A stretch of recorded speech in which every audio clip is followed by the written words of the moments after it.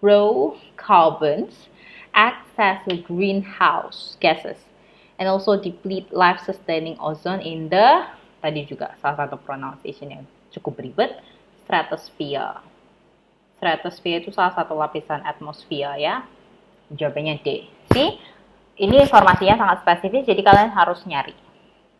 Nah, for this one, it's skimming. Tadi skimming apa? Skimming adalah when you read fast the whole text to find a general information of the text.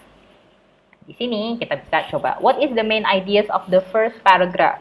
Kayak gini bisa kita temukan di first sentence, kalau dia adalah topic sentence, atau di the last sentence, kalau dia adalah thesis statement. So it really depends. But for this one, number one, itu jawabannya adalah B. The advantages of automobile. Walaupun the next, they are not talking about advantages, but mainly the disadvantages tentang motor vehicles. The second, according to the passage, motor vehicles have many critics because it is harmful effects on human lives and on their water, land, and wildlife. Number three, all of the following describes the automobile except B. Riding them is far away from danger so that we don't need to worry now. Riding a motor vehicle or motor vehicles in general are very dangerous. Jadi harus be careful. Have your driving license with you all the time. Wear helmet kalau naik motor. Kalau naik mobil, wear your seat belts. Lihat kanan, kiri, depan, belakang. Don't speed up too much. Use a normal speed ya ketika menyetir. Number 4, one of the effects of automobile for the environment is environment ya, jadi jawabannya adalah D. Becoming the leading factor for economic development.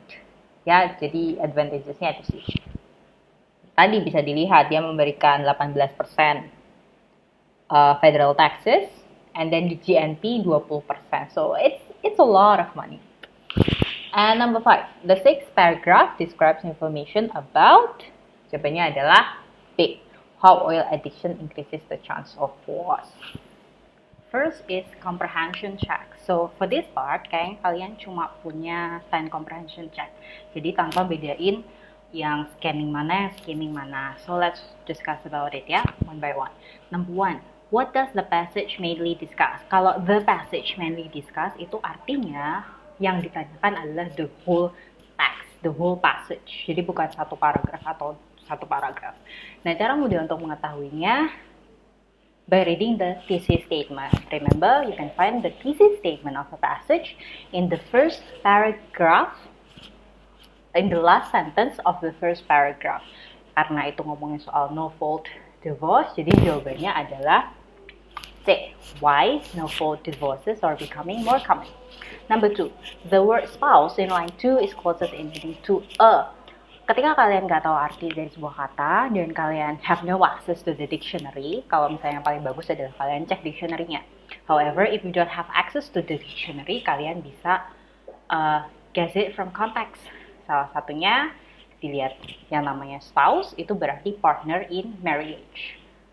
Kalau in the current era of the words ya, some people they don't get married. Jadi mereka hanya menyebut sebagai partner, jadi pasangan aja.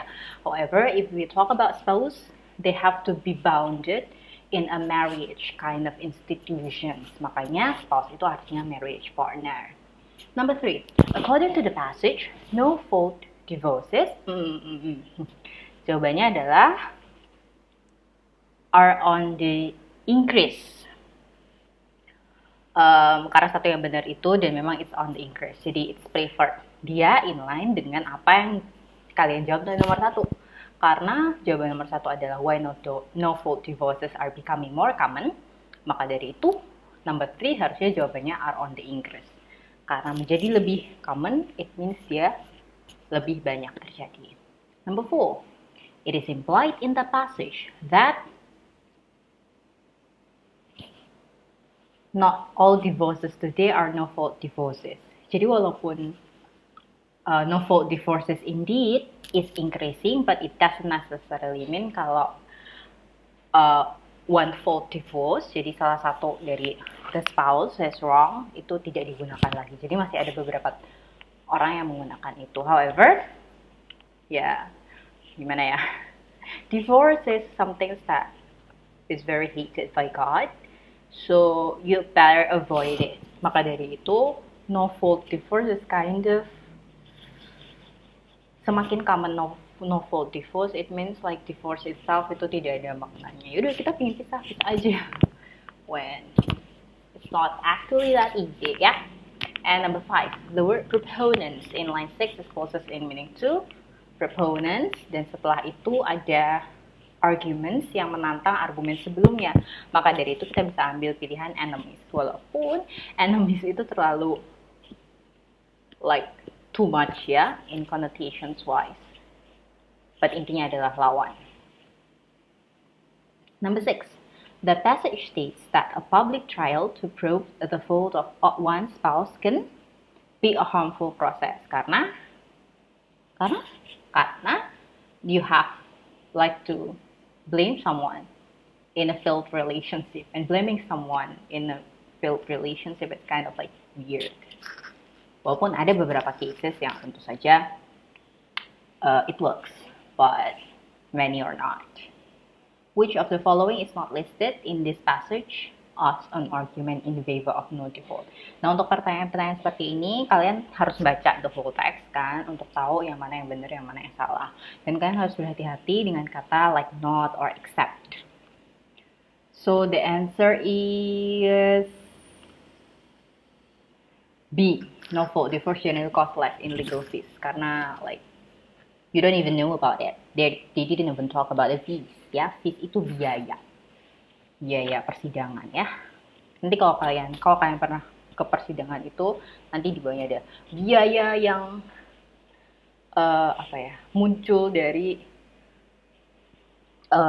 persidangan ini sebesar akan ditanggungkan kepada gitu. Kalau kalian pernah ke settlement court,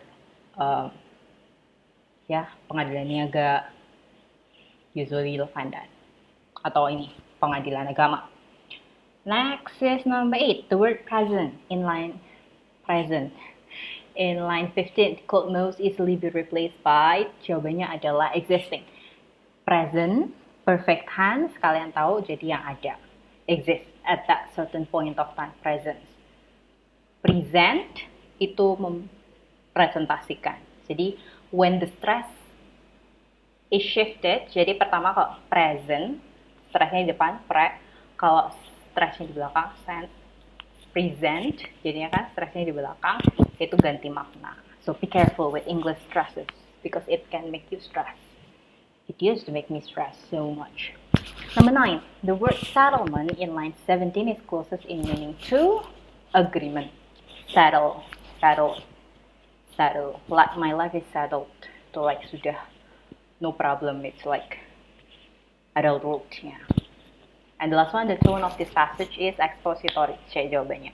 Apa sih yang disebut dengan tone of a text? Tone of a text mainly talk about how the text is being explained. Apa sih isinya teks tersebut ketika dia di-explainkan, dijelaskan, gitu deh. Karena ini expository, jadi it gives argument on certain topic, dia disebut expository. Sebenarnya banyak banget yang namanya tipe-tipe teks, which we can talk about it next time. So that's it for today. Next week that's it for today. That's it. Bye-bye.